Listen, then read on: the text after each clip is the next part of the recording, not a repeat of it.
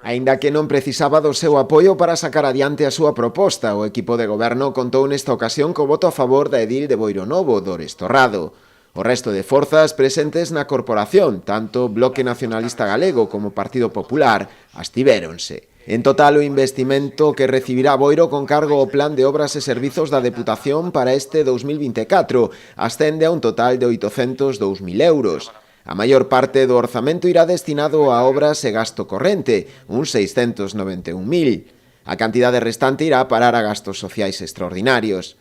O alcalde, José Ramón Romero, agradeceu a chegada da Deputación, que se fai, segundo el, dunha forma equitativa e con criterios obxectivos. A verdade é que é un plan moi bo e espero que outras administracións como a Xunta de Galicia tomen nota e tamén os presupostos da Xunta de Galicia vayan con esos criterios obxectivos e non en función do color político do Concello. As actuacións incluídas no POS son principalmente en materia de seguridade viaria e servizos en distintos núcleos do rural, como é o caso da renovación do pavimento e mellora da seguridade viaria na estrada de subida a Espiñeira, por un importe de 147.000 euros, ou a mellora de servizos e pavimentos na Rúa 52, entre a estrada provincial DP 1107 e o Esteiro, en Cabo de Cruz, por un valor duns 148.000 euros.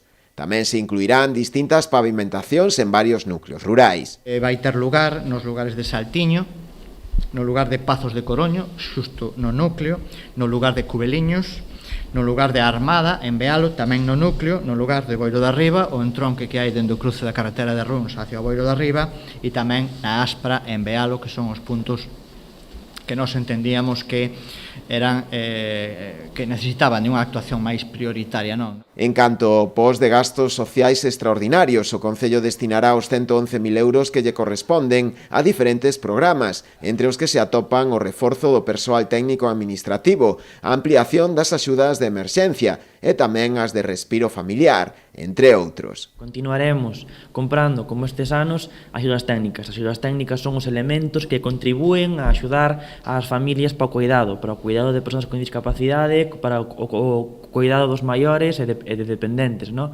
Son grúas, camas articuladas, andadores, son elementos que para calquera familia ten un custe elevado e dos que o Concello de Boiro leva xa moitos anos cedendo o seu uso gratuitamente para as familias. O Goberno proporá, ademais, no POS adicional o acondicionamento do entorno do lavadoiro de Comoxo por un importe de 323.000 euros.